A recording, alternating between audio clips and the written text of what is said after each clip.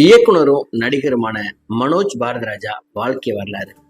நான் ஏன் மனோஜ் பாரதிராஜாவுக்கு முதல்ல இயக்குனர் அப்படின்னு ஆரம்பிச்சேன்னா, இயக்குனர் ஆகணும் அப்படிங்கிறது தான் மனோஜ் பாரதிராஜாவுடைய வாழ்நாள் கனவு. அந்த அடையாளத்தை பெறணும் அப்படிங்கிறதுக்காகத்தான் 18 வருடம் போராடி இருக்கிறார். அவங்க அப்பா அதை நம்பல அப்படிங்கிற போதிலும், தாங்கிட்ட அப்படி ஒரு திறமை இருக்கு அப்படிங்கிறத இந்த வெளி உலகத்துக்கு காட்டுவதற்காகவே 18 வருட பெரும் தவத்தை மேற்கொண்டிருக்கிறார். இறுதியில அவருடைய லட்சிய பயணத்தை அவர் அடைந்தே இந்த உலகத்தை விட்டு மறைந்திருக்கிறார். அதனாலதான் இயக்குனர் அப்படின்னு சொல்லி அவரை நான் பெருமையோடு அடையாளப்படுத்தி இருக்கிறேன்.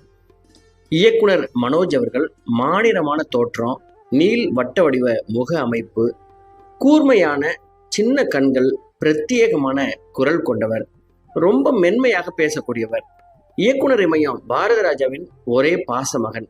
ஒரு நாடக கலைஞராக, நடிகராக, துணை இயக்குனர் மற்றும் இயக்குனராக, பின்னணி பாடகர், இப்படி தனக்குள்ள பன்முக சிறப்பு திறமைகளை தன்னுள் கொண்டவர் தான் இந்த மனோஜ் பாரதிராஜா அவர்கள். ஒரு பெரிய ஆலமரத்துக்கு கீழே இருக்கிற சின்ன செடிகள், சின்ன மரங்கள் இதெல்லாம் கவனிக்கப்படாமலே போயிடும். நான் கூட இந்த 2 நிமிஷ மனோஜ் பாரதிராஜாவுடைய வீடியோவோட மனோஜ் பாரதிராஜா அப்படின்னு 2-3 முறை உச்சரித்திருக்கிறேன். இந்த பாரதிராஜா அப்படிங்கிற அடையாளம் தான் இந்த மனோஜை விட்டு நீங்கவே இல்லை. அதுதான் மனோஜுடைய மிகப்பெரிய சந்தோஷத்திற்கும் காரணம், மிகப்பெரிய வருத்தத்திற்கும் காரணம். சரி, நம்ம எல்லாம் பெரும் துயரில் ஆழ்த்தி விட்டு மறைந்து போன மனோஜ் அவர்கள் எங்கு பிறந்தார், எவ்வாறு வளர்ந்தார், அவருடைய குடும்ப பின்னணி, நடிப்பில் துளி கூட விருப்பம் இல்லாதவர் எதனால கலைத்துறையில நடிகராக கால் பதித்தார், நடித்த முத்திரை பதித்த திரைப்படங்கள் எவை, ஒரு நடிகனுக்குரிய அத்தனை திறமைகள் இருந்தும் ஜொலிக்க முடியாமல் போனது ஏன், துணை இயக்குனரா யாரிடமெல்லாம் பணியாற்றினார், இயக்கிய திரைப்படம் எது, யார காதல் திருமணம் புரிந்து கொண்டார், பிள்ளைகள் எத்தனை பேர், அவங்கெல்லாம் என்ன பண்ணிட்டு இருக்காங்க, திரையுலகில் ஒரு மாபெரும் சாதனையை படைக்கணும் அப்படின்னு போராடியவர் யாருமே எதிர்பாராத வண்ணமாக எதனால் எப்படி மறைந்தார் உள்ளிட்ட அத்தனை கேள்விகளுக்கும் விடையளிக்கும் இந்த காணொளி. ஒரு நல்ல கலைஞனின், கலையை நேசிக்கக்கூடிய மனிதனின் நினைவை பெருமையோடு ஒரு முறை நம்மெல்லாம் நினைத்து பார்க்கணும் அப்படிங்கிற நோக்கத்தோடு தான் இந்த காணொலியை உருவாக்குறோம். 1976 செப்டம்பர் 11 அன்று தேனி மாவட்டம் கம்பம் பகுதியில சின்னசாமி அப்படிங்கிற பாரதிராஜா மற்றும் சந்திரலீலாவதி தம்பதியருக்கு பிறந்த மூத்த மகன் மனோஜ் ஆவார். இவரோட ஜனனி ஐஸ்வர்யா என்ற தங்கையும் உடன் பிறந்தார். மனோஜ் அவர்களின் தந்தை பாரதிராஜா அவர்கள் தேனி மாவட்டம் அள்ளி நகர பூர்வீகமாக கொண்ட பெரிய மாயத்தேவர் மற்றும் கருத்தம்மாள் தம்பதிகளுக்கு மகனாக பிறந்தவர். தமிழ் சினிமாவை வட இந்திய ஆளுமைகள் ஆக்கிரமித்திருந்த வேளையில தென் தமிழகத்துல ஒரு கிராமத்துல பிறந்து திரை உலக இருப்பிற்காக, வெற்றிக்காக கடுமையான முயற்சிகளை மேற்கொண்டு தனக்குன்னு ஒரு இடத்தை பிடித்து இயக்குனர் இமயம் அப்படின்னு அனைவராலும் போற்றப்படும் சாதனையை நிகழ்த்தி காட்டியவர் தான் இவர். பாரதிராஜ் அவர்கள் பிரபல கன்னட தயாரிப்பாளர் மற்றும் இயக்குனருமான புட்டண்ண கனகலிடம் உதவி இயக்குனராக வேலைக்கு சேர்ந்து பின்னர் எம் கிருஷ்ணன் நாயர் உள்ளிட்டோரிடம் பணிபுரிந்தார். 16 வயதினிலே என்ற திரைப்படத்தின் மூலமாக தனது இயக்குனர் வாழ்வை ஆரம்பித்த பாரதிராஜா அவர்கள் கிழக்கே போகும் ரயில், சிவப்பு ரோஜாக்கள், நிழல்கள், டிக் டிக் டிக், அலைகள் ஓய்வதில்லை, மண் வாசனை, முதல் மரியாதை, வேதம் புதிது, கிழக்கு சீமையிலே என அடுக்கிக் கொண்டே போகும் அளவுக்கு எண்ணற்ற வெற்றி திரைப்படங்களை தந்தவராவார். தேசிய விருதுகள், பன்மொழி மாநில விருதுகள் மட்டும் இல்லாம பத்மஸ்ரீ உள்ளிட்ட விருதுகளை வென்றவர் தான் மனோஜின் தந்தை பாரதிராஜா ஆவார். இவ்வளவு பெரிய இந்தியாவிலேயே பெரும் சிறப்புகளையும் பெருமைகளையும் தன்னகத்தே உடையவரான பாரதிராஜாவின் பாச மகனான மனோஜ் அவர்களுக்கு திரையுலக விருப்பம் உண்டானதுல பெரும் ஆச்சரியம் இல்லதானே. இவ்வாறு கலை உலகில பெரும் பின்புலம் உள்ள குடும்பத்துல பிறந்தவரான மனோஜ் அவர்கள் ஊட்டியில புகழ்பெற்ற பள்ளியில தனது பள்ளி கல்வியை இனிதே ஆரம்பித்திருக்கிறார். பள்ளியில முதன்மை மாணவராக கல்வியில சிறந்து விளங்கியவர் ஆண்டு விழா, கலை நிகழ்ச்சிகள்ல இடம்பெறும் பாட்டு போட்டி, நாடகம், நடன போட்டி அப்படின்னு பங்கேற்று தனது தனித்திறன்களை வெளிப்படுத்தி வந்திருக்கிறார். பள்ளி விடுமுறை நாட்கள்லாம் சென்னைக்கு வரும் மனோஜ் அவர்கள் தனது அப்பா இயக்கிய திரைப்படங்களால ஈர்க்கப்பட்டவராக தந்தை பாரதிராஜா போலவே பெரும் இயக்குனராக ஜொலிக்கணும் அப்படிங்கிற அவருடைய எண்ணம் அவருடைய மனதுல கொஞ்சம் கொஞ்சமா உதயமாக செய்திருக்கிறது. காலங்கள் உருண்டோடிய நிலையில பள்ளி படிப்பை நிறைவு செய்தவரை ஒரு நடிகனாக்கி பார்க்கணும் அப்படிங்கிற ஆவல் கொண்டவராக தந்தை பாரதிராஜா அவர்கள் காணப்பட்டிருக்கிறார். நடிப்புல துளியும் விருப்பம் இல்லாம தந்தை பாரதிராஜாவை போல ஒரு வெற்றி இயக்குனராக தனது வாழ்வை ஆரம்பிக்கணும் அப்படிங்கிற எண்ணத்தோட மனோஜ் அவர்கள் வலம் வந்திருக்கிறார். சென்னையில இயக்குனர் பாரதிராஜா வீட்டிற்கு பக்கத்துலதான் நடிகர் சிவகுமார் வீடு இருந்திருக்கிறது. அப்போது இப்ப நடிகராக நம்ம அறியப்பட்டிருக்கிற கார்த்தியும் மனோஜும் ஒரே வயது உள்ளவர்கள் அப்படிங்கிறதுனால இந்த 2 பேரையும் கார்த்தியின் அண்ணன் சூர்யா அவரது ஒத்த வயதுள்ள நண்பர்களோடு கிரிக்கெட் விளையாடும் போது இந்த 2 பேரை மட்டும் சேர்த்து கொள்ள மாட்டாங்களாம். அப்போ கார்த்தியும் மனோஜும் மட்டும் ஒரு இடத்துல உட்கார்ந்து பேசிக்கொண்டே இருப்பாங்களாம். அந்த பேச்சுல மனோஜ் அவர்கள் சினிமா கதைகளை பத்தியும் தான் இயக்குனராக வேண்டும் அப்படிங்கிறத பத்தி அந்த சின்ன வயதிலேயே நிறைய பேசுவாராம். இதை கார்த்தி பதிவு செய்திருக்கிறார். எண்ணற்ற நடிகர்களுக்கு முகவரி தந்து அவர்களை புகழ்வானின் உச்சத்துல ஜொலிக்க வைத்த பாரதிராஜா அவர்களுக்கு தனது மகன் மனோஜ் நடிக்கணும் அப்படிங்கிற எண்ணத்துல அமெரிக்காவில் இயங்கி வரும் நடிப்பு மற்றும் நாடக கலைகளுக்கான பல்கலைக்கழகத்துல இணைத்து விட்டிருக்கிறார். அப்பா ஆசைப்படுறாரு, அதனால அப்பாவுக்காக நிறைவேற்றுவோம் அப்படின்னு தந்தை சொல்மிக்க மந்திரம் இல்லை என்ற வாக்கியத்திற்கு இணங்க மறு பேச்சே பேசாம தந்தை பாரதிராஜாவின் கனவை நினைவாக்கும் வகையில நாடக கலைகளுக்கான நடிப்பு கலையை வெற்றிகரமாக முடித்து சென்னை திரும்பி இருக்கிறார் மனோஜ் அவர்கள்.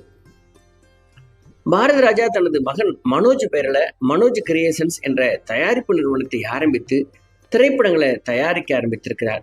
தனது மகள் ஜனனி பெயரில் ஜனனி ஆர்ட்ஸ் என்ற தயாரிப்பு நிறுவனத்தால் 1999 மணிரத்னம் கதை வசனத்துல தன்னுடைய இயக்கத்தில் வெளியான தாஜ்மஹால் என்ற திரைப்படத்தின் வாயிலாக தனது மகன் மனோஜ் அவர்களை கதையின் நாயகன் மாயன் அப்படிங்கிற பெயர்ல அறிமுகப்படுத்தினார். இந்த திரைப்படத்துல ரியாசனின் ஜோடியாக தோன்றி தமிழக ரசிகர்களுக்கு அறிமுகமான மனோஜ் அவர்கள் புதுமுகம் அப்படிலாம் சொல்ல முடியாத அளவுக்கு தனது தேர்ந்த நடிப்பினால எண்ணற்ற திரைப்படங்கள் நடித்த அனுபவம் உள்ள ஒரு நடிகரை போல தோன்றி ரசிகர்களின் மனம் கவர்ந்தார். பல முன்னணி கலைஞர்கள் அனைவரும் புடைசூழ நடித்திருந்த தாஜ்மஹால் திரைப்படம் ஏனோ தெரியவில்லை, வெற்றி பெறாமலே போனது. இந்த இடத்துலதான் மனோஜுக்கான வீழ்ச்சி தொடங்கியது அப்படின்னு சொல்லணும். விருப்பம் இல்லாம நடித்ததும் அந்த நடிப்புல தான் தோற்றதும் அவருக்கு மிகப்பெரிய பேரிடியாக இருந்திருக்க வேண்டும். AR ரகுமான் இசையில வைரமுத்து பாடல் வரிகள்ல ஒழித்த அத்தனை பாடல்களும் அந்த வேளையில மிகவும் பிரபலமாகும். ரொம்ப குறிப்பா சொல்லணும்னா திருப்பாச்சி அருவால தூக்கிக்கிட்டு வாடா வாடா அப்படிங்கிற பாடல் ஒரு புறம் ஹிட் அடித்தால், மனோஜ் அவர்கள் முதல்ல பின்னணி பாடிய ஈச்சி எலுமச்சி என்ற பாடல் மறுபுறம் பெரிய ஹிட்டாக வலம் வந்திருக்கிறது. இந்த திரைப்படத்தின் மூலம் எண்ணற்ற பாடல்களை அறிமுகப்படுத்திய சிறப்பு நிகழ்வும் நடைபெற்றது. இந்த திரைப்படத்தின் வாயிலாக சிறந்த புதுமுக நாயகர் என்ற தினகரன் சினிமா விருதை வென்றிருக்கிறார் மனோஜ். தனது மகன் மனோஜ் அவர்கள் ஒரு வெற்றி நாயகனாக தமிழ் திரையுலகில தோன்றுவார் அப்படின்னு பெரிய கனவுடன் காத்திருந்த பாரதிராஜா அவர்களுக்கு பெருத்த ஏமாற்றத்தை தான் தாஜ்மஹால் திரைப்படம் வழங்கியது. இதன் பின்னர் மேலும் ஒரு முயற்சியாக 2001 சிவசக்தி மூவி மேக்கர்ஸ் தயாரிப்புல தன்னுடைய கதை வசனம் மற்றும் இயக்கத்துல வெளியான கடல் பூக்கள் என்ற திரைப்படத்தின் வாயிலாக 2 நாயகர்களில் ஒருவராக தனது மகன் மனோஜை தோன்ற செய்தார் பாரதிராஜா. இதன்படி திரைப்படத்துல முரளியுடன் இணைந்து பீட்டர் அப்படிங்கிற கதாபாத்திரத்தை ஏற்று மிக அற்புதமாக நடித்திருப்பார். இந்த மாதிரி ஒரு ஹீரோவாக ஆரம்பித்து செகண்ட் ஹீரோவாக இறங்கு முகத்தை சந்திக்க ஆரம்பித்த மனோஜ் அவர்கள் KS ரவிக்குமார் இயக்கத்தில் வெளியான சமுத்திரம் அப்படிங்கிற திரைப்படத்தில் நடித்து காவிரியின் அண்ணன்களாக தோன்றிய சரத்குமார் மற்றும் முரளியை போலவே சின்ராசு என்ற அண்ணன் கதாபாத்திரத்தை ஏற்று தனது பன்முக நடிப்பால நம்முடைய உள்ளமெல்லாம் நிறைந்திருப்பார். மோனல் இணையாக தோன்றி மனோஜ் அவர்கள் இந்த திரைப்படத்தில் இடம்பெற்ற விடிய விடிய பேசி கொண்டிருக்கலாம் அப்படிங்கிற பாடல்ல தனது அற்புதமான நாட்டிய திறனையும் வெளிப்படுத்தியிருப்பார். இதன் பின்னர் மீண்டும் கதையின் நாயகனாக தோன்ற ஆரம்பித்த மனோஜ் அவர்கள் சரண் இயக்கத்தில் வெளியான அல்லி அர்ஜுனா என்ற திரைப்படத்தில் ரிச்சா பலூட்டின் இணையாக அறிவு அப்படிங்கிற சற்று மாறுபட்ட கதாபாத்திரத்தை ஏற்று நடித்திருந்தார். இந்த திரைப்படத்தின் வைரமுத்து பாடல் வரிகளுடன் SPB மற்றும் ஸ்வர்ணலதா பின்னணி குரல்ல சொல்லாயோ சோலைக்கிளி அப்படிங்கிற பாடல்ல மனதை ஊடுருவி இருப்பார் AR ரகுமான் அவர்கள். மீண்டும் கதையின் நாயகனாக கால் பதித்த மனோஜுக்கு எதிர்பார்த்த வெற்றியை தரவில்லை எனினும் ஓரளவுக்கு ரசிகர்கள் மனதுல நிலை பெற வைத்த படம் அப்படின்னா வருஷம் எல்லாம் வசந்தம் அப்படின்னு சொல்லக்கூடிய படம். இந்த கதையின்படி பரமசிவம் அப்படிங்கிற எம்என் நம்பியார் பேரன்கள்ல மூத்த பேரனாக, படிக்காத ஒரே காரணத்தினால வெறுக்கப்படுபவராக, மயில்சாமியுடன் இணைந்து குறும்பு சேட்டைகள் பல செய்யும் ராஜா அப்படிங்கிற கதாபாத்திரத்தை ஏற்று ஒரு ஹீரோவாக உருவெடுத்திருப்பார். உன்னிமேனன் பின்னணி குரல்ல ஒலித்த எங்கே அந்த வெண்ணிலா என்ற பாடலில் மனதை வசீகரித்திருப்பார். இன்னைக்கு கூட எல்லோருக்கும் பிடித்த பாடல் வரிசையில முதல் 10 இடத்துல இந்த பாடல் கண்டிப்பா இருக்கும். தமிழ்நாடு அரசின் 2 விருதுகளை வென்ற திரைப்படம் இது. இதனைத் தொடர்ந்து பல்லவன், பாரத ராஜா இயக்கத்தில் வெளியான ஈரநிலம் உள்ளிட்ட திரைப்படங்கள்ல கதையின் நாயகனாக தோன்றி நடித்து வந்த மனோஜ் அவர்கள் 2005ஆம் ஆண்டு வெளியான சாதுரியன் என்ற திரைப்படத்தில் கதையின் நாயகி நந்தனாவுடன் இணைந்து நடிக்கும் போது அவருடன் ஏற்பட்ட நட்பு பின்னர் காதலாக வளர்ந்து இவருடைய பெற்றோர்கள் சம்மதத்துடன் 2006ஆம் ஆண்டு திருமணத்தில் இனிதே முடிந்திருக்கிறது. இதன் பின்னர் குணச்சித்திர நாயகராக மாறிப்போன மனோஜ் அவர்கள் சத்யராஜுடன் மகா நடிகன், தனது தந்தையின் அன்னக்கொடி, பி சுரேஷின் பேபி, சாந்தனு பாக்கியராஜுடன் வாய்மை, சுசீந்திரனின் சாம்பியன், சிம்புவுடன் ஈஸ்வரன், வெங்கட் பிரபுவின் மாநாடு, கார்த்தியின் விருமன் என்ற திரைப்படத்தில் நடித்ததே மனோஜ் அவர்கள் இறுதியாக நடித்த திரைப்படம் என்று அறியப்படுகிறது. இவ்வாறு ஒரு நடிகனாக பெரும் ஏற்ற இறக்கங்களை சந்தித்த மனோஜ் அவர்கள் தான் விரும்புகிற இயக்குனர் அப்படிங்கிற நிலையை அடைய போராடியது கொஞ்சம் நஞ்சம் அல்ல.